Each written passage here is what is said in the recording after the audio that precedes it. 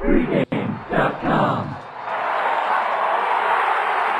The Wizards in must-win mode on Thursday night national TV. This is Brad Powers in the Pregame.com studios just off the Vegas Strip. We're talking game number 3 of the Eastern Conference semifinals. We have Boston at Washington. Washington has collapsed back-to-back games. Dare we travel the Washington path again? We're going to try it one more time here, Fez. That's right. We're going to take Washington -5. And let's talk about those two games, game number 1 and game number 2. Both, in my opinion, misleading finals that are creating value here for game number 3. First of all, game number 1, Washington races out to a 16-0 lead to start the game. They're still up 38-24 after the first quarter. They're still leading at halftime, 64-59. Total collapse in the second half. Boston makes 19 three-pointers and gets the win in the cover. Then in game 2, Washington's backs against the wall. They outplay Boston for almost the entire game. In fact, they're up third quarter, 14 points. But what happens for Washington backers?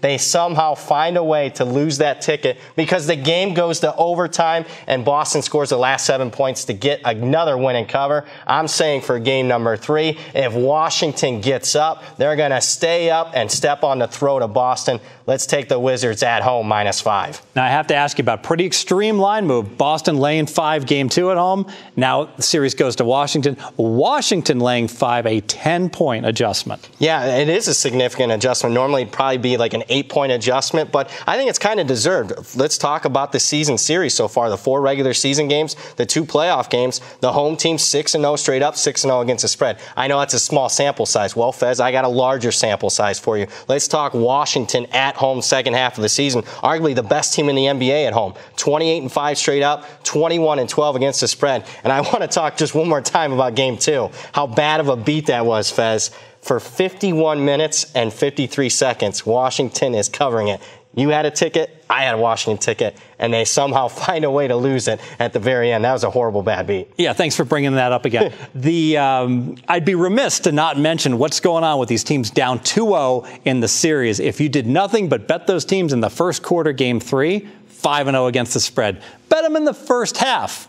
5-0 against the spread as well. That's 10-0 against the spread. The odds makers, though, have noticed. How often are you ever going to see this? A 5-point favorite is laying 4 in the first half, and they're laying 3 just for the first quarter. Yeah, I mean, it's certainly an option, but you're certainly paying the price for it. It makes sense for this series because of the fact Washington's had so much success in the first quarter and first half. But when you're talking those lines, I'd much prefer to have -5 for the entire game. Your second key handicap? Well, I think we're playing off an outlier performance for Boston here, especially their guard, Isaiah Thomas, was playing a very emotional game. His sister, who died recently, tragically, it was her birthday. So what does Isaiah Thomas go out and do? He scores 53 points. In fact, if you just look at the fourth quarter and overtime, Fez, Washington scored 30 points. Isaiah Thomas scored 29 points. I think he's going to have a little bit of a letdown for here, and I think it's going to bring his overall team down as well. Wise guys love to go ahead and fade those big differentials where the final score doesn't indicate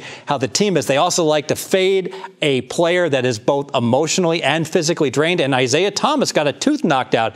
All reports are he had pretty extensive oral surgery to go ahead and get that tooth back in, try to save it. That is not good for him going forward in games 4 and 5. This is not a trivial procedure. Yeah, it's not, and you bring up a great point there. But let's also just talk this Boston team and how I think they're overvaluing the markets. They've looked great. They've won 6 straight, covered 6 straight, but I think it's been not so much Boston been playing great basketball. I think it's kind of circumstantial why they've been so hot. Rondo, they're up 2-0, the Bulls. He gets hurt, so I mean, what happens? Boston rails off 4 straight, and then we already talked about it. Washington firmly in control for large portions of game 1 and 2. They tank job. Boston gets a win and a cover. Yeah, just 8 days ago, the Bulls were -220 to win that series in round 1. Let's make it official. Yeah, let's make this one official. We're taking Washington -5. Basically, the Wizards blew 2 games in games 1 and 2, and I'm going to play against that and create some value here for the Washington Wizards. If they get a chance to step on Boston's throat, they will do so. And speaking of outlier performances, Boston's guard, Isaiah Thomas, 53 points. I expect an emotional and physical letdown for him in game number 3. Add it all up, and we're taking the Wizards -5.